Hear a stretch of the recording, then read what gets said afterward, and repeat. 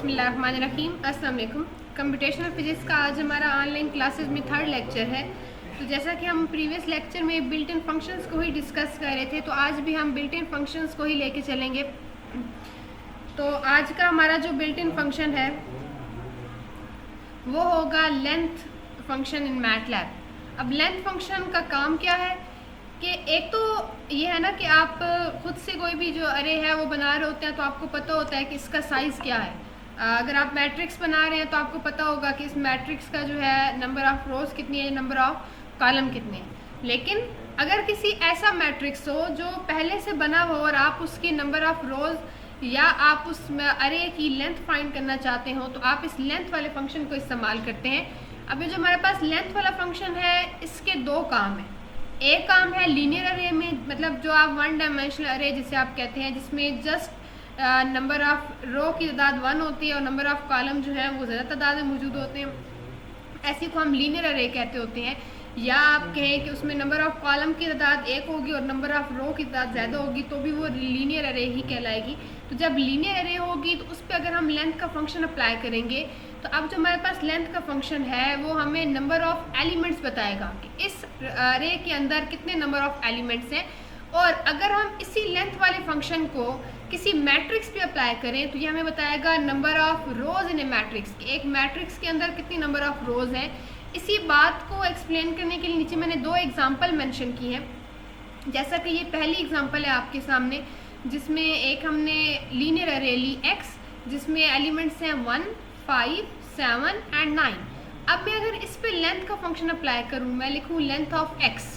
अब इसका जो जवाब आएगा उसे मैंने किसी वेरिएबल में नहीं स्टोर किया, तो जैसे ही मैं एंटर का बटन दबाऊंगी तो ऑटोमेटिकली आंसर का जो वेरिएबल है वो इस्तेमाल होगा और आंसर आ जाएगा 4।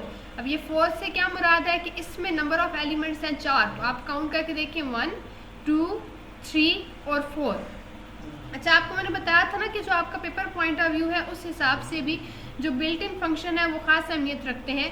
तो जब ये नोट्स बनाएंगे अपने, तो अपने ये भी जहन में रखिएगा कि हर फंक्शन की डेफिनेशन और उसकी एग्जांपल ये आपको वैसे भी आनी चाहिए। चाहे किसी प्रोग्राम में आप डायरेक्टली ना भी इस्तेमाल करें, तो आपको पता होना चाहिए कि लेंथ का फंक्शन क्या होता है और इसकी एग्जांपल क्या है, क्योंकि आपसे डायरेक्टली यूँ भी पूछा जा सकता है पेपर में कि लेंथ का फंक्शन एक्सप्लेन करें विद एग्जांपल, तो आपको साथ में एग्जांपल भी बनाना होगी। अब ये ज़रूरी नहीं है कि आप इसी एग्जांपल को याद करते रहें, आप उस टाइम पे कोई भी एग्जांपल बना सकते हैं। अब मैंने ये नीचे जो दूसरी एग्जांपल मेंशन की है, इसमें मैंने एक वाई मैट्रिक्स लिया।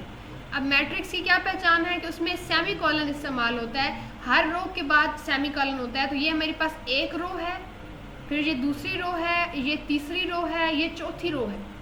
तो मतलब इसमें मेरे पास ऐसा मैट्रिक्स है जिसमें मेरे पास 4 रोज़ हैं और 3 कॉलम हैं। तो अब मैं अगर इस पे लेंथ का फंक्शन अप्लाई करती हूँ, मैं लिखती हूँ लेंथ ऑफ वाई। अब ये मुझे क्या बताएगा, ये मुझे नंबर ऑफ़ रोज़ की तादाद बताएगा। तो नंबर ऑफ़ रोज़ मेरे पास कितनी थी, 4, तो इसका आंसर आ जाएगा 4। तो अब जैसा कि आपने ऊपर देखा, वहाँ पे मैंने जस्ट लिखा था लेंथ ऑफ x, साथ में कोई वेरिएबल नहीं लिखा था जिसमें इसको स्टोर करवाया जा सकता। तो उसमें उस टाइम क्या था, उसने ऑटोमेटिकली एक वेरिएबल जो डिफ़ॉल्ट वेरिएबल होता है मैटलैब का, आंसर वेरिएबल जिसे हम आंसर भी कह सकते हैं, उसको इस्तेमाल किया। यहाँ पे मैंने n के वेरिएबल के अंदर इसका आंसर को स्टोर करवाया है। तो अब लिखा हुआ है n = 4, कि अब n में 4 मौजूद है। लेंथ ऑफ y जो है ये निकलने के बाद आंसर आया 4, तो अब n की वैल्यू हो गई 4, तो आउटपुट आएगा n = 4। अच्छा, अब नेक्स्ट अपने फंक्शन की तरफ चलते हैं। तो हमारे पास नेक्स्ट जो बिल्ट इन फंक्शन है वो है i। अब ये i जो बिल्ट इन फंक्शन है ये बेसिकली आइडेंटिटी मैट्रिक्स को रिप्रेजेंट कर रहा है। Now what is identity matrix? ऐसे मैट्रिक्स जिसकी डायगोनल एंट्रीज जो हों वो 1 हो और बाकी जो सारी एंट्रीज हों वो 0 हों, तो वो आइडेंटिटी मैट्रिक्स कहलाता है। जैसा यहाँ पे मैं जिसके ऊपर कर्सर रख रही हूँ, ये मेरे पास एक 3x3 आइडेंटिटी मैट्रिक्स है जिसमें 3 रोज़ और 3 कॉलम है और इसका ये डायगोनल बनता है। ठीक है, तो ये इसकी जो डायगोनल एंट्रीज हैं वो 1 हैं, बाकी सारी एंट्रीज 0 हैं। तो i जो हमारे पास बिल्ट इन फंक्शन है ये आइडेंटिटी मैट्रिक्स को जनरेट करने के लिए इस्तेमाल होता है। और मैट्रिक्स का ऑर्डर आप अपनी मर्जी का कुछ भी दे सकते हैं। और आइडेंटिटी मैट्रिक्स जो होता है ना, ये हमेशा एक स्क्वायर मैट्रिक्स होता है, क्योंकि स्क्वायर मैट्रिक्स हो तो ही उसका डायगोनल बन सकता होता है। तो अभी जैसे मैंने यहाँ पे एग्जांपल ली और उसमें मैंने लिखा b इज इक्वल टू आई 3 अब 3 मैंने डायमेंशंस दे दी, ऑर्डर दे दिया कि 3 रोज हो 3 कॉलम हो। सर आप 4 कर सकते हैं, 2 कर सकते हैं। तो आप यहाँ पे जो डायमेंशन देंगे उसके मुताबिक ये आइडेंटिटी मैट्रिक्स खुद ब खुद ही जनरेट करके आपको दे देगा। अच्छा, इसके बाद हमारा जो बिल्ट इन फंक्शन है वो है मैक्स। अब मैक्स नाम से जाहिर है कि ये मैक्सिमम के लिए कमांड है। तो ये इस्तेमाल कहाँ पे होती है? The maximum command is use to find out the largest value in an array with the corresponding array index number. ये एक ऐसा बिल्ट इन फंक्शन है जो किसी भी अरे में से बड़ी वैल्यू निकालने के लिए इस्तेमाल होता है और साथ में जिस लोकेशन पे वो बड़ी वैल्यू जो होगी वो मौजूद होगी उसका इंडेक्स भी बताएगा। जैसा कि मैंने एग्जांपल ली और इसमें मैंने ये एक अरे ली ए, इसमें ये मेरे पास एलिमेंट्स हैं 17, 37, 56, 74। अब इस वाले अरे पे मैं अगर मैक्स का फंक्शन अप्लाई करूँ और इधर से मैंने 2 वेरिएबल लिए m, n और इसी तरह इसको स्क्वायर ब्रैकेट के अंदर ही लिखेंगे आप।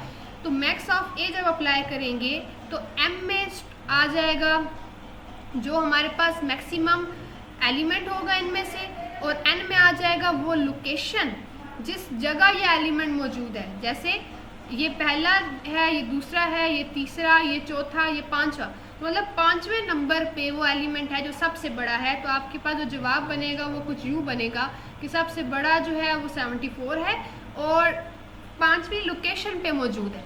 तो m और n ये 2 वेरिएबल जो होंगे, एक इंडेक्स को आइडेंटिफाई करेगा और एक वैल्यू को, m वैल्यू को आइडेंटिफाई करेगा और n जो होगा वो इंडेक्स को आइडेंटिफाई करेगा। यहाँ आप वेरिएबल के नाम कुछ और भी रख सकते हैं, m n के अलावा भी रख सकते हैं, लेकिन लिखने का तरीका यही रखना है। अब अगर आप ऐसा करें कि यहाँ पे 2 वेरिएबल देने के बजाय जस्ट अ सिंगल वेरिएबल दे दें, जैसे मैंने यहाँ पे लिखा n is equal to max of A, मतलब मैक्स वाला फंक्शन मैंने इसी ए अरे पे अप्लाई किया। तो अब क्या होगा, अब ये जस्ट आपको जो मैक्सिमम वाला नंबर होगा वो देगा।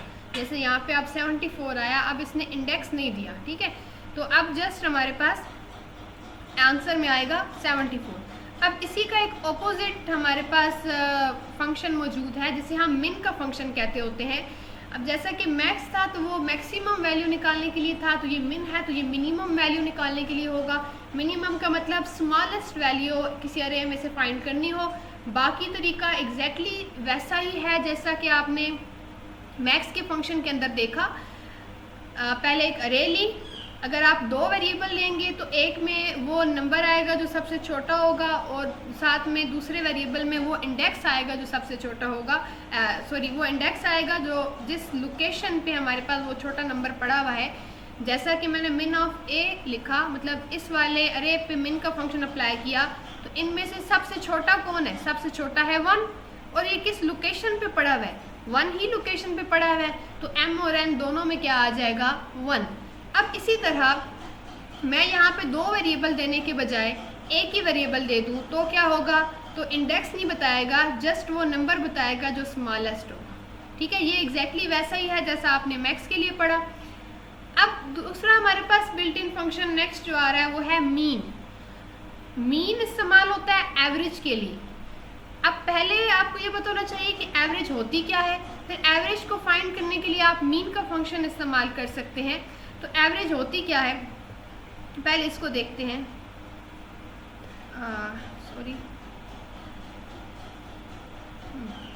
पहले देखते हैं एवरेज होती क्या है। जैसे मेरे पास नंबर हो 2 और दूसरा नंबर हो मेरे पास 6 और मुझे बोला जाए इन 2 नंबर्स की एवरेज निकाल के दें, इसका मतलब होगा मैं 2 में 6 को ऐड करूंगी, ठीक है, और आंसर जैसे फर्ज करें आ गया आपके पास 8। इस सिचुएशन के अंदर आंसर आ गया आपके पास 8। अब वहाँ यहाँ पे प्रॉपर वाइट बोर्ड नहीं होता तो थोड़ा सा आपको इसी तरह समझना होगा। 2 + 6 8 हो गया। अब नंबर थे कितने जिनकी एवरेज निकालनी है? तादाद में 2 नंबर थे तादाद में, जितनी तादाद में नंबर थे उससे उसको कर दें डिवाइड, ठीक है। अब 8 ÷ 2 जवाब क्या निकल आएगा? 4, ठीक है।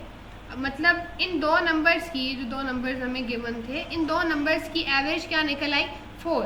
तो एवरेज फाइंड करने का तरीका क्या है कि पहले उन नंबर्स को जमा करें और वो नंबर जितनी तादाद में है उससे तकसीम कर दें। अब नंबर्स को जमा किया, तादाद में ये नंबर 2 थे तो 2 से तकसीम कर दिया। अब ये होती है बेसिकली एवरेज। अब एवरेज अगर फाइंड करनी हो हमने मैट लैब के अंदर, तो उसके लिए हमारे पास आसान मेथड मौजूद है कि जस्ट लिखना है आपने मीन।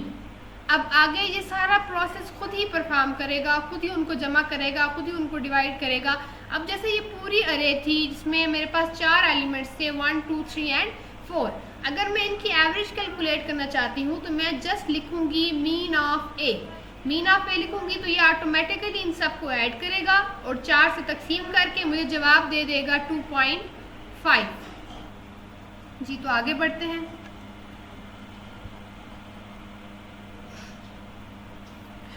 ये मैंने आपकी प्रैक्टिस के लिए यहाँ पे क्वेश्चन ऐड किया है जिसे आपने परफॉर्म करना है। मैं आपको क्वेश्चन रीड आउट करवाती हूँ और इसके बारे में कुछ पॉइंट समझा भी देती हूँ।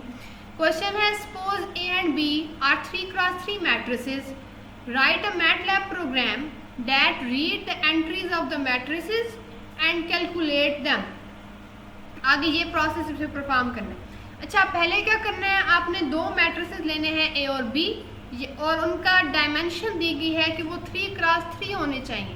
तो अब ये क्या करेंगे, आप यूज़र से इनपुट ले लेंगे दो मैट्रिसेस। अब मैट्रिसेस इनपुट लेने का तरीका मैंने आपको बताया था कि यहाँ पे आप डायरेक्टली इनपुट फंक्शन से पूरा मैट्रिक्स इनपुट करवा सकते हैं। तो ए और बी दोनों मैट्रिक्स बतौर इनपुट ले लेने हैं। उसके बाद क्या करना है, आपने पहले ये वाला फंक्शन परफॉर्म करना है जो कि है c = 10a - 5b। अब 10a - 5b इसका मतलब क्या हुआ कि पहले 10 को a से मल्टीप्लाई करना है, मतलब a का जो हर एलिमेंट है इसको 10 से मल्टीप्लाई करवाना है। इसके लिए आपने तरीका पढ़ा हुआ है, आप अपने नोट्स देखिएगा आपको मिल जाएगा। इस तरह यहाँ लिखा हुआ है 5b।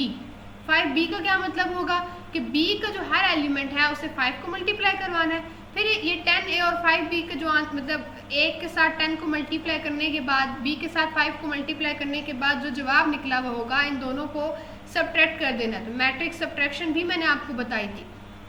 इसी तरह 3a मल्टीप्लाई 4b। अब मल्टीप्लाई 4b मैट्रिक्स मल्टीप्लिकेशन के लिए भी मैंने आपको बताया था कि मैटलैब के अंदर जस्ट हम मल्टीप्लाई का निशान लगाते हैं और वो मैट्रिक्स मल्टीप्लिकेशन परफॉर्म हो जाती है। लेकिन इस तरह भी पहले आपने यही करना है कि a को 3 से मल्टीप्लाई करना है, b को 4 से मल्टीप्लाई करना है और फिर इनको आपस में मल्टीप्लाई करवा देना है। ठीक है, तो ये भी आप जो 4b या 3a कैसे करना है ये आपको नोट से मिल जाएगा।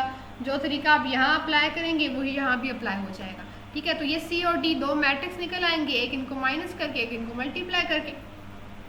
जो थर्ड टास्क दिया गया वो ये है sum and average of the matrix c and d elements, कि जो c और d के एलिमेंट्स हैं, ये जो ऊपर आपको निकला है c और d मैट्रिक्स दो, इनके जो एलिमेंट्स हैं इनका सम कैलकुलेट करें और एवरेज कैलकुलेट करें। एवरेज का तरीका मैंने आपको अभी सिखा दिया है कि एवरेज कैसे कैलकुलेट होती है।